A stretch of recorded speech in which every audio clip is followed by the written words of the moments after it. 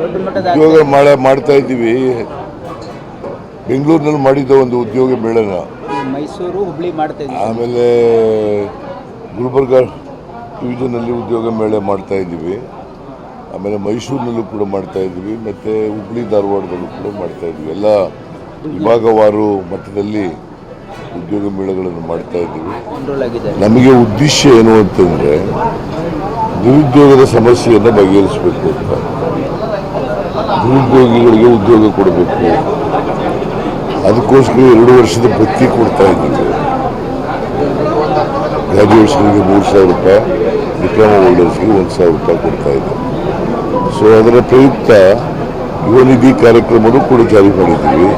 ಹಾಗೆಯೇ ಉದ್ಯೋಗ ಕೂಡ ಕೊಡ್ತಕ್ಕಂಥ ಕೆಲಸ ಮಾಡ್ತಾ ಇದ್ವಿ. ಉದ್ಯೋಗ ಮೇಳಗಳನ್ನು ಮಾಡಿ ಜಾಗೃತಿಯನ್ನು ಮೂಡಿಸ್ತಕ್ಕಂಥ, ಯುವಕರಲ್ಲಿ ಜಾಗೃತಿಯನ್ನು ಮೂಡಿಸ್ತಕ್ಕಂಥ ಕೆಲಸ ಮಾಡ್ತೀವಿ. It is our commitment, party commitment, ಉದ್ಯೋಗ ಕೊಡ್ತಕ್ಕಂಥದ್ದು. ನಾಳೆ ಮೀಟಿಂಗ್ ಕರೆದಿದ್ದೀವಿ.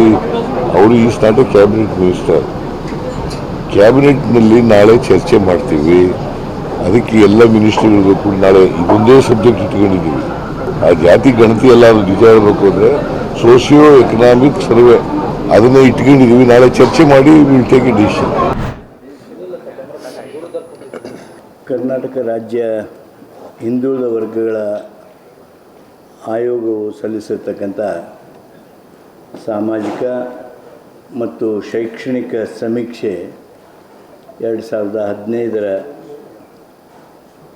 ದತ್ತಾಂಶಗಳ ಅಧ್ಯಯನ ವರದಿಯನ್ನು ಇವತ್ತು ರಾಜ್ಯ ಸಚಿವ ಸಂಪುಟ ಚರ್ಚಿಸಿತು. ಸುದೀರ್ಘವಾಗಿ ಚರ್ಚೆಯನ್ನು ಮಾಡಿದ್ದೇವೆ. ಇನ್ನೂ ಕೆಲವು ಹೆಚ್ಚಿನ ಮಾಹಿತಿಗಳು, ತಾಂತ್ರಿಕ ವಿವರಗಳು ಚರ್ಚೆಗೆ ಅಗತ್ಯ, ಅವಶ್ಯ ಅಂತ ಅನಿಸಿದ್ವು. ಅವುಗಳನ್ನು ಒದಗಿಸೋದಕ್ಕೆ ಹಿರಿಯ ಅಧಿಕಾರಿಗಳಿಗೆ ಸೂಚನೆ ನೀಡಿದ್ದೇವೆ. ಚರ್ಚೆ ಅಪೂರ್ಣವಾಗಿದೆ.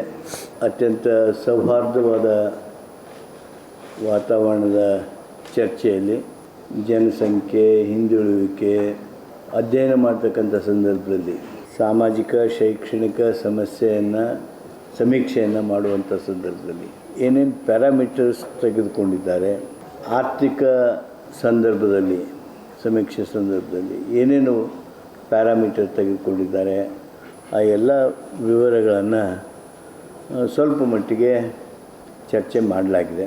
ಚರ್ಚೆ ಅಪೂರ್ಣ ಆಗಿರೋದ್ರಿಂದ ಮುಂದಿನ ಕ್ಯಾಬಿನೆಟ್ ಸಭೆ 2ನೇ ತಾರೀಕಿಗೆ ನಡೀತಕ್ಕಂಥ ಸಚಿವ ಸಂಪುಟದ ಸಭೆಯೊಳಗೆ ಮತ್ತೆ ಈ ವಿಷಯವನ್ನು ಕೈಗೆತ್ತಿಕೊಂಡು ಒಂದು ಅಂತಿಮವಾಗಿರ್ತಕ್ಕಂಥ ನಿರ್ಣಯವನ್ನು ಮಾಡೋದಕ್ಕೆ ರಾಜ್ಯ ಸಚಿವ ಸಂಪುಟ ನಿರ್ಣಯಿಸಿದೆ.